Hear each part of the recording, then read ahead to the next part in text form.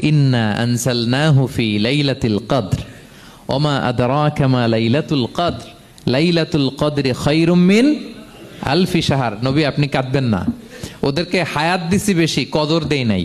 আপনার উম্মতকে হায়াত কম দিছি, কিন্তু আপনার উম্মতের জন্য আমি লাইলাতুল কদর রেখে দিয়েছি। এক কদরের রাতে আবাদত করলে খায়রুম মিন আলফি শাহর, 1000 মাস আবাদত করলে যে পরিমাণ সওয়াব অতটুকু না, খায়ের এর চেয়ে বেশি সওয়াব আল্লাহ তাআলা আপনার উম্মতের আমলনামায় দিয়ে দিবেন। আবার আল্লাহর হাবিব সাল্লাল্লাহু আলাইহি ওয়াসাল্লাম মন ভালো হয়ে গেল। ওয়ালা সাউফা ইউতিকা রাব্বুকা, সবাই বলেন ওয়ালা সাউফা ইউতিকা রাব্বুকা ফাতারদা। নবী হে এত দিব, আপনি শুধু হ্যাপি হবেন, হ্যাপি। এরপরে বদরের যুদ্ধে বিজয় দান করলেন, মক্কা বিজয় দান করলেন, তাবুক যুদ্ধে বিজয় দান করলেন।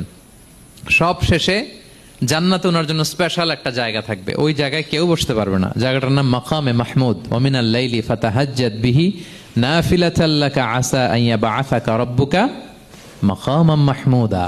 ওই মাকামে মাহমুদের সিংহাসনে আল্লাহর হাবিব সাল্লাল্লাহু আলাইহি ওয়াসাল্লাম বসবেন, ওনার জন্য স্পেশাল খাস, কেউ এখানে বসতে পারবে না।